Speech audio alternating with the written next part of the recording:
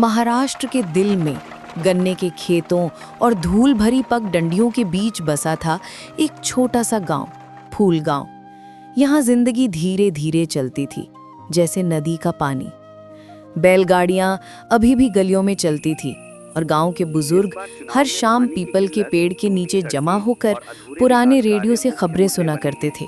उनकी जिंदगी की लय सालों से एक ही ताल पर बज रही थी।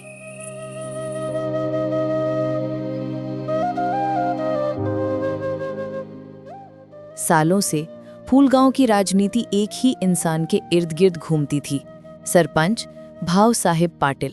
वो एक पुराने प्रभावशाली जमींदार परिवार से थे।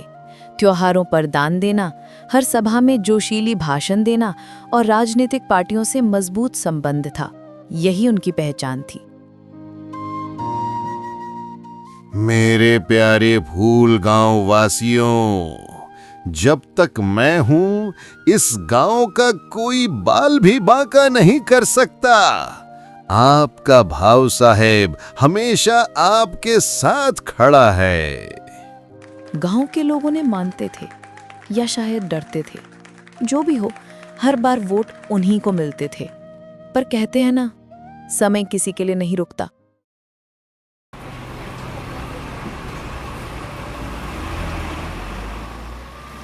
लेकिन अब गांव में बदलाव की हवा बह रही थी। ग्राम पंचायत चुनाव में एक नया नाम सामने आया, मीरा देशमुख, फूलगांव की एक युवा स्कूल शिक्षिका। वो पुणे से पढ़कर अपने गांव लौटी थी और गांव को बदलने का सपना लेकर राजनीति में आई थी। बच्चों, बताओ, अगर हम सब मिलकर एक समस्या को हल करना चाहें तो क्या वो मुश्किल रहेगी? नहीं मैडम। शाबाश। इसी तरह हमें अपने गांव की समस्याओं को भी मिलकर हल करना है। मीरा का एजेंडा साफ था, टूटी सड़कें, अनियमित पानी की आपूर्ति, भ्रष्ट कॉन्ट्रैक्टर और पंचायत में पारदर्शिता की कमी को ठीक करना।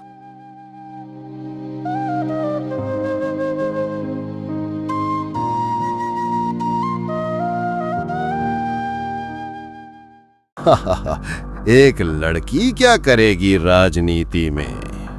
अभी तो उसे बच्चों को ABCD सिखाना है। गांव चलाना कोई बच्चों का खेल नहीं। भाऊ साहेब, गांव चलाना सिर्फ भाषण देना नहीं है। गांव चलाना लोगों की समस्याओं को समझना और उन्हें सुलझाना है। और ये काम एक शिक्षित लड़की भी कर सकती है, बल्कि बेहतर कर सकती है। लेकिन मीरा ने हार नहीं मानी।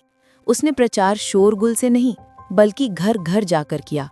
कुछ युवाओं और अपने पुराने छात्रों की मदद से उसने पर्चे बांटे, चाय के वक्त चर्चा की और गांव के लोगों से खुलकर बात की।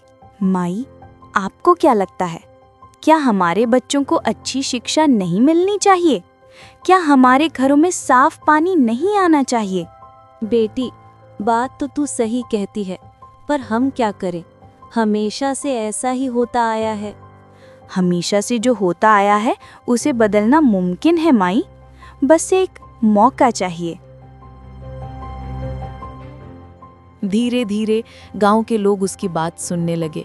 जब मीरा ने सबूतों के साथ ये दिखाया कि स्कूल की मरम्मत के पैसे भाव साहिब ने अपने नाम का गेट बनवाने में लगा दिए, तब लोगों की आंखें खुलने लगी। स्कूल की छत अब भी टपकती थी।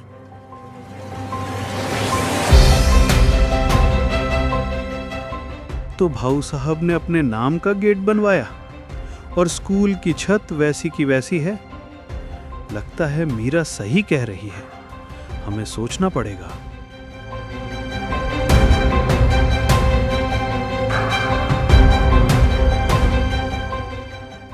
चुनाव का दिन आया। फूलगांव में इस बार रिकॉर्ड वोटिंग हुई।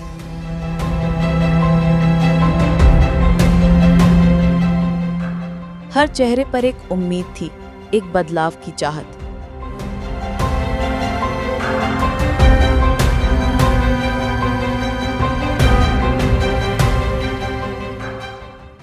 फूलगांव ग्राम पंचायत चुनाव के परिणाम घोषित किए जाते हैं।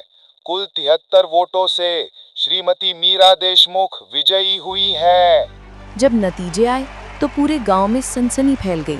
मीरा जीत गई 73 वोटों से। ना कोई ढोल, ना नाच, ना शोहरत। मीरा बस अपनी माँ का हाथ थामे पंचायत कार्यालय में खड़ी थी जब लोग उसे बधाई देने आए। एक शांत पर ऐतिहासिक जीत।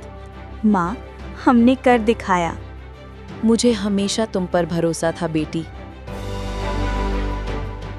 अगले 1 साल में फूलगांव थोड़ा थोड़ा बदलने लगा। समय पर पानी की टंकी आने लगी। महिलाओं के स्वयं सहायता समूह को पापड़ बनाने के लिए लोन मिला। बच्चों को दिवाली से पहले किताबें मिल गईं।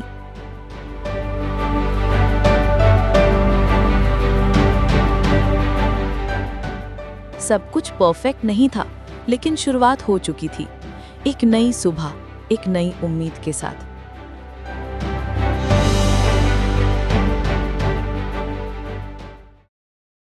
भाऊ साहब अब भी पीपल के पेड़ के नीचे बैठते हैं, नई राजनीति की बुराई करते हैं। ये आजकल के बच्चे क्या समझेंगे राजनीति, सब बर्बाद कर देंगे। लेकिन अब वो भी मानते हैं। गांव की जनता ने बोल दिया है। फूलगांव ने एक नए नेता को चुना है, जो नारे नहीं लगाती, काम करती है। गांव की राजनीति केवल वोटों की नहीं होती, ये भरोसे, बदलाव और परंपरा को चुनौती देने की हिम्मत की राजनीति है। और कभी-कभी सबसे शांत आवाजें ही सबसे बड़ा बदलाव लाती हैं।